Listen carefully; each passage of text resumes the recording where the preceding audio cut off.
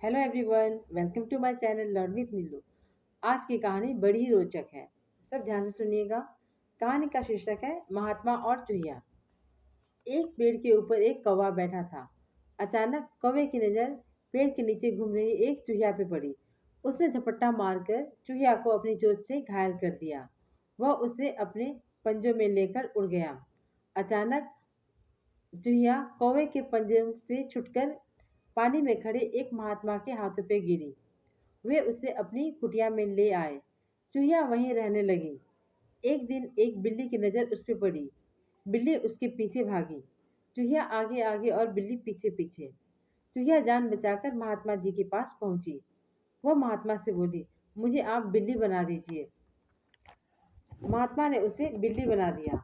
अब वह रोज कटोरा भरकर दूध पीती, खूब मजे करती, कभी छत पर तो कभी दरवाजे के पीछे आराम करती।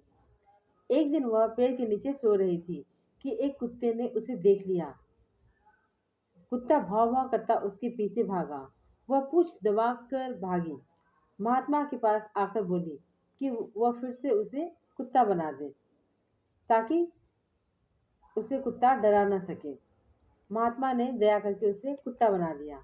वह कुत्ता निडर होकर घूमने लगा। एक दिन घूमते घूमते कुत्ता जंगल में निकल गया। वहां उसने एक गुफा के बाहर एक शेर को देखा। शेर को देखकर उसे शेर को देखकर उसे बहुत डर लगा। और शेर से तो सभी डरते हैं, ये आप भी जानते हैं।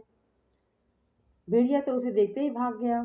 यह सब कुत्ते ने को देखकर बहुत डर सा लगा। और उसने यह भी सोचा कि शेर तो बहुत ही शक्तिशाली होता है। अगर मैं शेर बन जाऊं तो मुझे किसी से डर नहीं लगेगा।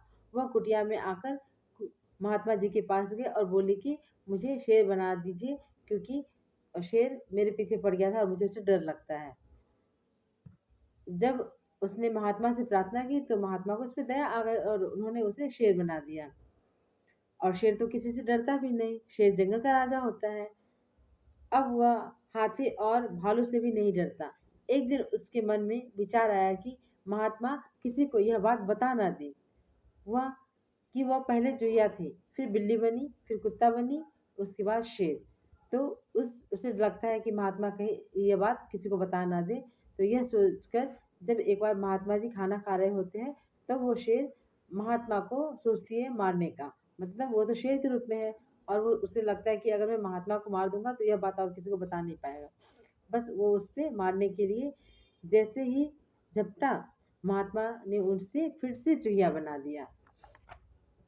तो बच्चों, इस कहानी से हमने यह सीखा कि अगर कोई हमें आश्रय देता है, कोई हमारी रक्षा करता है, हमारी मदद करता है, तो हमें उसका आभार मानना चाहिए, ना कि हमें उसकी हत्या लेनी करनी चाहिए, उसकी जान लेने की सोचनी चाहिए। तो आशा करती हूँ यह कहानी आपको बहुत पसंद आई होगी। Thank you.